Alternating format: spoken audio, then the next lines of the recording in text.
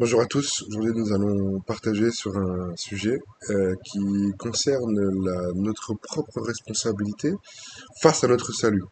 Parce que en tant que chrétien, nous avons notre responsabilité face à notre salut.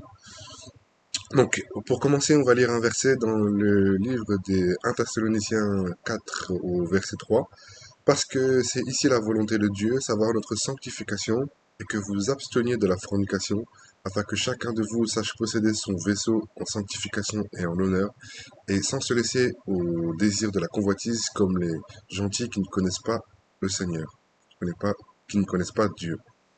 Donc ce qu'on voit dans ce verset, c'est que en tant que chrétien, on doit savoir posséder son propre corps dans la sanctification et dans l'honneur. Donc c'est-à-dire que c'est notre propre responsabilité en tant que chrétien de se sanctifier. On entend beaucoup dire oui, mais j'ai du mal à me sanctifier, je vais voir mon pasteur, je vais voir l'homme de Dieu, je vais voir mon prophète, j'arrive pas à me sanctifier. Alors, effectivement, un homme du Seigneur peut avoir une parole d'exhortation pour pouvoir te fortifier, mais donc cette responsabilité, elle est importante puisqu'elle va conditionner notre salut. C'est-à-dire que dans le monde chrétien, malheureusement, on pense trop être sous la tutelle d'un pasteur, d'un prophète, d'un apôtre, d'un, d'un, d'un, d'un, d'un, d'un, d'un- d'un évangéliste, un docteur, d'un homme de Dieu, de quelqu'un qui a reçu l'autorité de la part du Seigneur.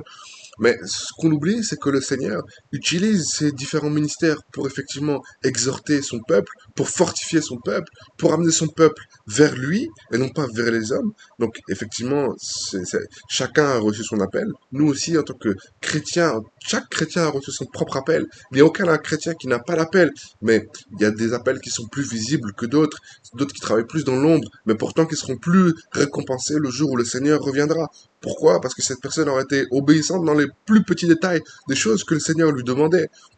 Alors que l'homme de Dieu, qui a un ministère on peut dire en première ligne, visible, aura été dans les détails peut-être un peu moins obéissant.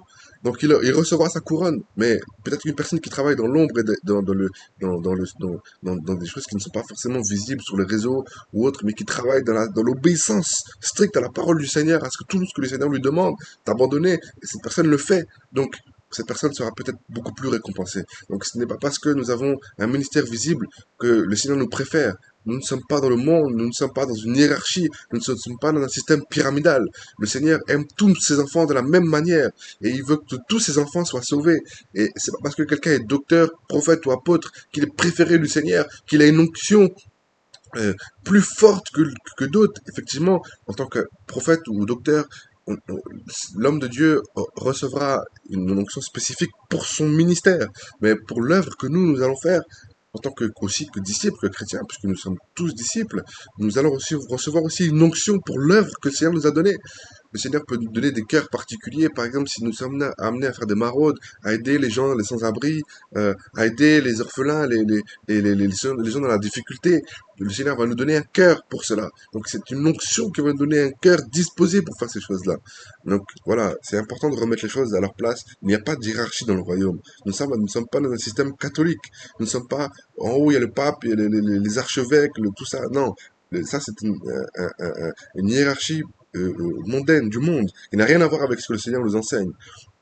Et donc tout ça pour revenir au sujet de base, le sujet initial, qui est que nous avons, en tant que chrétiens, notre propre responsabilité par rapport à notre salut. C'est-à-dire que nous pouvons effectivement échanger avec des frères et sœurs, partager, écouter un enseignement, aller dans une assemblée où quelqu'un prêche pour être fortifié, pour être encouragé. Gloire à Dieu pour cela. Mais nous ne devons pas mettre un médiateur entre le Seigneur et nous, euh, dans notre vie chrétienne. Le seul médiateur qu'il y a entre nous et le Seigneur, c'est Jésus-Christ homme, comme il est écrit dans la parole. Et nous devons comprendre ces choses. Ces choses elles sont vitales pour notre salut. Parce que si nous mettons une autre personne entre nous et le Seigneur, nous désobéissons à la parole du Seigneur. Et c'est ce qui se passe très souvent. On met les hommes de Dieu à un piédestal qui est surdimensionné et qui est hors de ce que le Seigneur nous demande. Le Seigneur nous a jamais demandé d'avoir comme médiateur des hommes ou des femmes qui servent le Seigneur, qui sont mis en avant par le Seigneur. Non, pas du tout. Donc nous avons notre propre responsabilité pour notre salut, pour notre sanctification, pour notre sainteté. Et le jour où nous serons devant le trône du Seigneur, nous ne pourrons pas dire non, c'est la faute de l'homme de Dieu, c'est lui qui m'a mal enseigné, non, c'est lui qui m'a mal expliqué ta parole, Seigneur. Donc nous devons comprendre, nous ne devons pas rejeter la faute sur un homme du Seigneur ou autre, mais sur notre propre responsabilité. C'est nous, en tant que chrétiens, qui devons nous sanctifier, qui devons nous purifier, qui devons nous mettre à part. Nous pouvons, bien sûr, entendu, être avec des frères et sœurs et faire partie d'une assemblée, bien entendu, mais nous ne pouvons pas remettre la faute le jour où nous serons devant le trône du Seigneur. Nous ne pourrons pas remettre la faute sur un homme de Dieu. C'est notre responsabilité. Le Seigneur nous responsabilise. Voilà pourquoi il nous fait passer, lors de notre conversion, de bébé spirituel à enfant. Ensuite, l'enfant devient adolescent. L'adolescent devient adulte. Voilà. Et chaque fois, nous passons des paliers, comme ça, en quelque sorte. Et nous ne pouvons pas, toute notre vie, rester des bébés spirituels, nourris au biberon, au lait, et perfusés par les pasteurs en permanence. Non, nous ne devons pas dépendre toute notre vie. Dès que nous avons un questionnement dans notre vie, une décision à prendre, demander à un pasteur. Dès que nous avons un petit bobo, aller voir un pasteur. Oui, nous pouvons faire ces choses, mais avec parcimonie, par la justesse du Saint-Esprit. Mais je ne dis pas que ces choses sont contre la volonté du Seigneur, mais il ne faut pas il faut pas être tout le temps dépendant des hommes. Pour la moindre chose, être dépendant des hommes. Non, le Seigneur nous a donné son esprit. Nous avons la grâce d'avoir l'intimité avec le Seigneur. Nous ne sommes plus au temps de la loi où certaines personnes étaient dans le lieu très saint, le souverain sacrificateur. Aujourd'hui, c'est plus le cas. La présence du Seigneur est ouverte au monde entier qui décide de se repentir et qui décide de le reconnaître comme seul Seigneur, seul Sauveur, seul Créateur du ciel et de l'univers. Donc, nous ne devons pas être sous la tutelle toute notre vie euh, euh, pour la moindre chose, dépendre des hommes de Dieu. Et nous devons être dépendants uniquement du Seigneur, dans sa présence, dans la sanctification, dans la sainteté, dans l'intégrité, dans la transparence. Et voilà comment il nous fera évoluer de bébé spirituel à enfant. Il nous donnera la nourriture de plus en plus solide. Prenons l'exemple d'un point de vue physique. Un bébé, on va lui donner du lait. Quand il va grandir un petit peu, quelques mois, on va commencer à lui donner un petit peu de nourriture un peu mixée, ensuite la nourriture plus solide. Et ben il en va de même pour nous. Et cette nourriture, c'est bien entendu la parole du Seigneur. Nous ne pouvons pas donner à un bébé spirituel une parole qui est une parole, par exemple, sur certaines réalités du monde des ténèbres très précises, qui pourrait le faire fuir, qui pourrait le faire peur, parce qu'il n'est pas prêt à recevoir cette parole. Il est prêt à recevoir une parole du lait. Il est prêt à recevoir du lait comme un bébé. Donc aujourd'hui, malheureusement, beaucoup de chrétiens dans le monde entier, toute leur vie, après 20 ans, 30 ans, 40 ans de vie chrétienne, sont encore des bébés. Ils sont dépendants pour la moindre chose d'un homme de Dieu. Et, et aussi, ça emmène l'idolâtrie, donc le péché, donc la désobéissance. Donc à cause de ces choses, nous pouvons perdre le salut. Voilà pourquoi ce point, en tant que chrétien, est très très important. Je ne dis surtout pas que nous devons vivre notre vie seule et jamais poser une question à l'homme de Dieu, c'est pas ce que j'ai dit. Mais nous devons, si le Seigneur nous pousse à le faire, parce qu'il peut le faire, bien entendu, mais le faire avec parcimonie, ne pas être dépendant toujours du Seigneur, dépendant, ne pas dépendre toujours des hommes de Dieu, ne pas si notre vie chrétienne n'avance pas, remettre la faute sur les hommes de Dieu, le jour où nous sommes devant le trône du Seigneur, nous ne pourrons pas remettre la faute sur les hommes de Dieu, non, ils ont leur part de responsabilité, d'enseigner le peuple selon la volonté du Seigneur, selon la parole, selon la doctrine, mais euh, nous, notre responsabilité, c'est d'obéir à la parole du Seigneur. En tant que personne, individuellement, nous prenons une famille de 3 personnes. S'il y a deux personnes qui décident d'être en permanence et dépendant des hommes et une autre personne dans la même famille qui décide de suivre le Seigneur et de lui faire confiance dans les moments difficiles, de s'attendre uniquement qu'à lui et uniquement qu'à lui, et peut-être dans certains cas aller voir un homme de Dieu pour X ou Y raison, mais dépendre majoritairement du Seigneur. Euh, Voilà, donc il y aura une vie chrétienne où la personne qui décide de suivre le Seigneur aura évolué, elle sera devenue adulte spirituellement, elle aura évolué parce qu'elle aura fait confiance au Seigneur. Et elle leur fait totalement confiance et dans les moments de difficulté, elle s'attendra uniquement qu'à lui, non pas aux hommes. Et les deux autres personnes, malheureusement, de la même famille, resteront des bébés à vie, perfusés par le pasteur, perfusés par le pasteur. Que dira le pasteur? Que dit le pasteur? Et si le pasteur est un fils de Satan, si c'est livré, si il vit dans le péché, quels seront ses conseils? Voilà pourquoi vaut mieux s'attacher beaucoup plus à la parole du Seigneur, au Seigneur, à sa volonté. Nous avons son esprit, il nous parle de différentes manières. Il peut nous parler par son esprit, il peut nous parler par des situations, il peut nous parler de différentes manières par sa parole. Et voilà pourquoi nous avons notre responsabilité. Et ayant son esprit aujourd'hui, nous devons lui faire totalement confiance dans l'intimité, dans la prière, dans la confiance, dans la foi. Le Seigneur dit, quand il reviendra sur cette terre, est-ce qu'il trouvera la foi? Ce n'est pas une question anodine. Parce qu'aujourd'hui, la foi est en train de se perdre dans le milieu chrétien. Parce que les hommes placent leur confiance dans ce qu'ils voient, dans les choses physiques, alors que le Seigneur est esprit, il est invisible, pourtant il est là, il est partout dans le monde, mais il est esprit, créateur de toutes choses. Voilà pourquoi nous devons garder les yeux de la foi, nous devons garder les yeux de la foi, cette foi indéfectible, cette foi d'Abraham, qui nous a été léguée par notre Père, Abraham.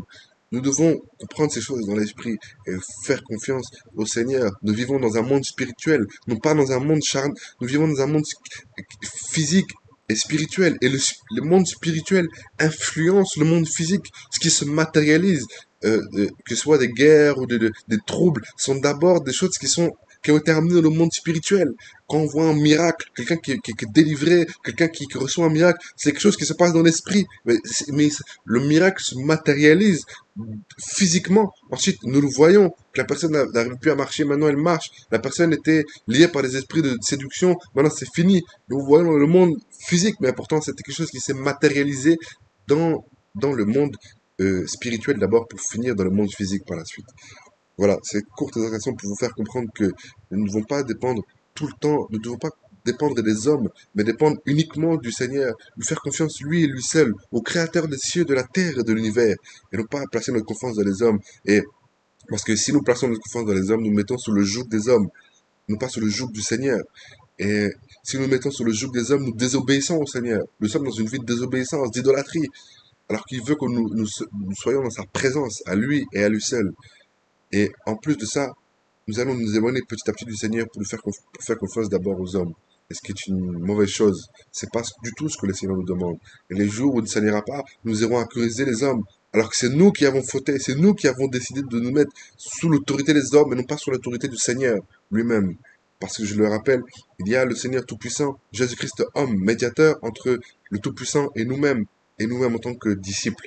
Voilà la hiérarchie du Seigneur. Il n'y en a pas d'autre. Il n'y en a pas d'autre. Donc nous allons lire ce verset pour finir.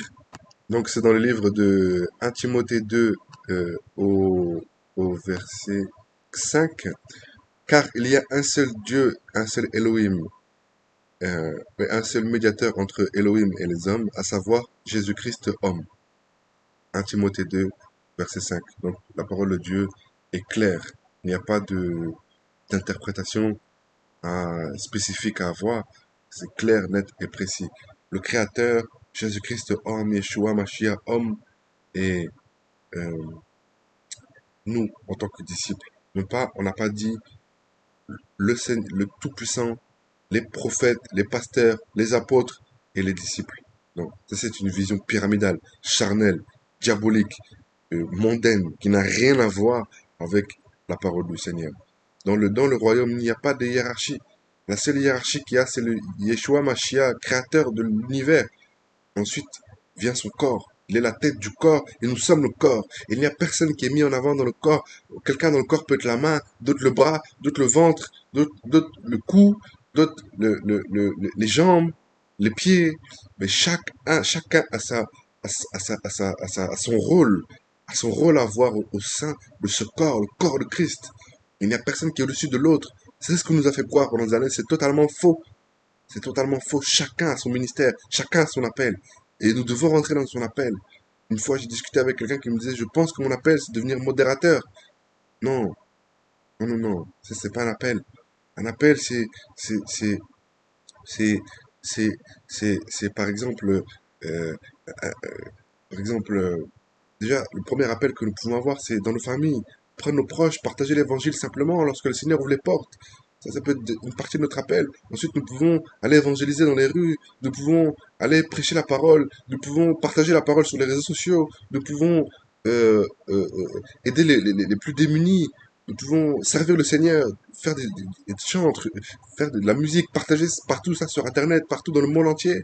Nous pouvons utiliser les dons que le Seigneur nous donne pour le servir lui et lui seul. Parce qu'un chrétien stérile, c'est quelqu'un qui n'est pas converti. Un chrétien ne peut pas être stérile. Quand nous avons le Saint-Esprit, c'est un feu qui est en nous, un feu dévorant, qui nous pousse à le servir, à œuvrer, à faire des livres, à partager sa parole, à prêcher, à exhorter, à fortifier. Aujourd'hui, avec toutes les technologies que nous avons, nous pouvons tellement servir le Seigneur. Mais il faut que le Seigneur soit la base de ces choses. Ne pas servir pour dire j'ai servi Dieu ou le Seigneur, mais faire ces choses parce que le Seigneur nous le demande, parce que c'est dans notre cœur, parce que c'est un feu dévorant, parce que ça nous dévore, et nous ne pouvons pas faire autrement.